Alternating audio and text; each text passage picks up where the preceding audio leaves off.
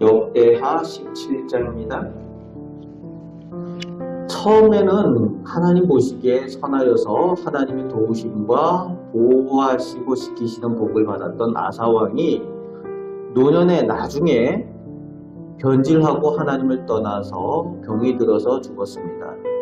그리고 그 아들 여호사밧이 대신하여 유다의 왕이 되었다고 오늘 본문은 시작을 하고 있습니다. 여호사밧 때 유다가 오늘 본문에 다시금 강성하고 부유함을 누리게 되는 내용이 나오는데 그 이유가 3절부터 나오고 있습니다. 여호와께서 여호사밧과 함께 하셨으니 라고 남유다가 다시 강성한 나라, 부유한 나라가 되는 비결을 쓰고 있습니다.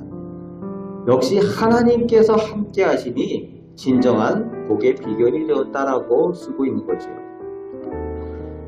하나님이 함께 계시고 또 여호사밧도 하나님과 함께 하기 위하여 최선을 다하고 하나님을 의지하는 것을 오늘 본문을 통해서 볼 수 있습니다.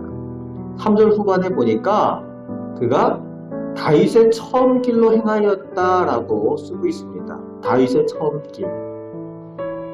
하나님 앞에 온전히 순전한 모습 그리고 겸손한 믿음을 가졌다는 거죠.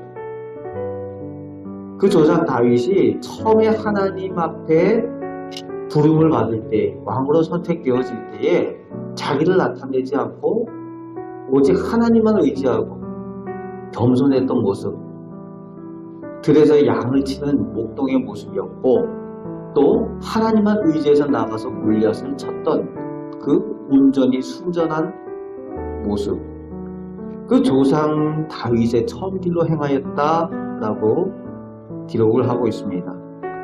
그래서 4절 말씀에 보니까 오직 그의 아버지 하나님께 구했다라고 되어져 있죠. 오직 하나님께 구했다는 거예요. 다른 신들을 쫓지 않고 하나님만 온전히 바라봤다는 겁니다. 그리고 하나님의 계명을 행하였다라고 쓰고 있습니다. 여기서 그의 아버지 하나님께 구했다라는 표현이 쓰고 있는데 그의 조상 다윗의 처음 길로 행하였다고 하면서 그의 아버지의 하나님이라고 쓰고 있는 이 표현이 사실은 이 아버지라는 표현이 그 아버지 아사를 의미하는지 조상을 의미하는지 이것은 해석에 따라서 조금 다릅니다. 왜냐하면 이 아버지라는 단어가 할아버지, 조상 이렇게 쓸 때에 그 문맥에 따라서 그게 조상이 될 수도 있고 할아버지가 될 수도 있고 아버지가 될 수도 있는 그런 단어이기 때문에 그래요. 아브라는 단어가. 그리고 자손이라는 단어를 쓸 때도 마찬가지입니다. 아들이라는 벤이라는 단어를 쓸 때가 있는데 그것도 자손이라는 의미로 쓸 때가 있고 아들이라는 의미가 쓸 때가 있는데 오늘 본문은 그의 아버지 아사왕이라는 표현을 쓸 수도 있지만 그 조상 다윗을 이야기했기 때문에 조상을 의미하는 단어로도 쓸 수가 있습니다. 어쨌든 그가 하나님만 온전히 의지하고 하나님의 계명을 지켜 행하였다는 겁니다. 하나님만 바라보고 있는 그였기에 5절 말씀에 그러므로 하나님께서 견고케 하시는 복을 주시는 내용이 나오고 있습니다.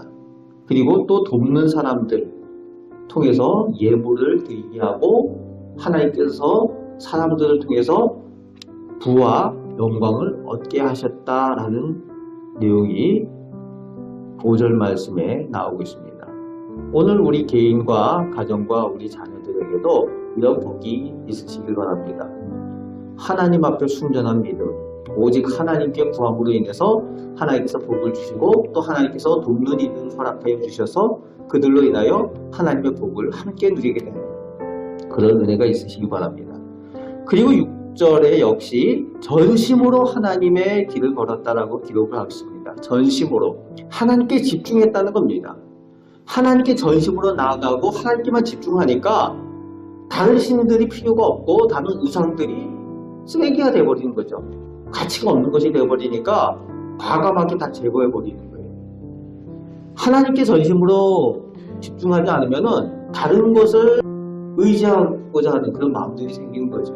하나님께 전심으로 집중하지 않으면 혹시라는 것 때문에 물질에 의지하기도 하고 사람에 의지하기도 하고 또 다른 신들에 대해서도 그 생각을 하게 되겠지만은 오늘 여호사밧은 전심으로 하나님의 길을 걸으니까 우상을 거듭도 보지도 않을 뿐더러 다 제거해버리는 거예요. 그리고 이제 7절부터 9절까지 보면은 그 아버지 아사왕과 다른 특별한 내용이 나오고 있는데 그 특별한 내용의 모습이 뭔가 하면은 백성들에게 하나님의 말씀을 가르치게 했다는 거예요.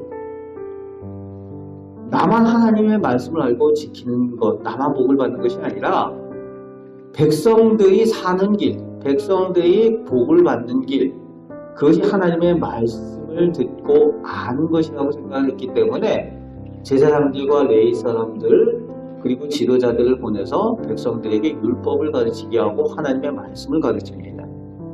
그래서 함께 나라가 백성이 함께 복을 받는 그 일들을 행하는 거죠. 그렇습니다. 하나님의 말씀을 알아야 하나님의 길로 행할 수가 있고 하나님의 복을 받을 줄 믿습니다. 우리 가정에도 하나님의 말씀을 또 우리 자녀들이 잘 알아서 하나님의 길로 행해서 함께 복을 받는 그런 은혜가 있으시기 바랍니다. 그렇게 말씀을 통해서 백성들이 함께 하나님의 말씀을 알고 또 강대해지는 내용이 이제 그 다음부터 나오고 있는 거죠. 10절부터 하나님께서 강대한 나라로 만드셨다는 거예요. 전쟁을 없게 하셨다는 겁니다. 주변의 나라들로 이 유다 나라를 두려워하게 했다는 겁니다. 그래서 어떻게 되었는가? 11절에 블레셋 사람들 철천지 원수 아닙니까? 늘 이스라엘의 원수와 같은 민족 그런 나라가 블레셋 아닙니까? 그런데 블레셋 사람들이 예물을 드리고 조공을 바치고 했다는 내용이 나옵니다. 그리고 아라비아 사람들이 예물을 가지고 오는데 가축들을 7,700 또 7,700 소, 양 이렇게 해가지고 예물을 가지고 왔다는 겁니다. 그만큼 이렇게 높여지는 나라, 강대한 나라가 되었다는 거죠. 그리고 12절부터 끝절까지 군사력이 어떻게 되었는가라는 내용을 숫자들을 쓰고 있는데 그 숫자가 보여지는 것만 오늘 본문에 보니까 116만 명이에요. 그 군대의 수는 예전에 전체 이스라엘의 군대 수만큼이나 돼요. 지금 이 남유다는 유다와 베냐민 지파 두 지파로 이루어진 나라거든요. 그런데 이 두 지파가 지금 계수하여서 가지고 있는 군대의 수가 예전에 전체 이스라엘 군대만큼이나 강대한 그 군사력을 가진 나라가 되었다는 거예요. 하나님을 전심으로 따르고 또 백성들이 하나님의 말씀을 듣고 함께 복을 받고 함께 강대하게 되니까 이렇게 크게 하나님께서 강하게 하셨다라는 것을 오늘 보여주고 있습니다. 오늘 본문을 통해서 하나님께서 우리에게 다시 한번 진정한 복의 비결을 가르쳐 주시는 것은 하나님과 함께 하는 것, 오직 하나님께만 구하는 것, 하나님을 구하는 것, 그리고 하나님의 말씀을 듣고 행하고 가르치는 것이 그것이 참된 우리 개인의 복이 되고 우리 가정의 복이 되고 우리 자손들의 복이 된다. 그 비결을 우리에게 가르쳐주고 계십니다.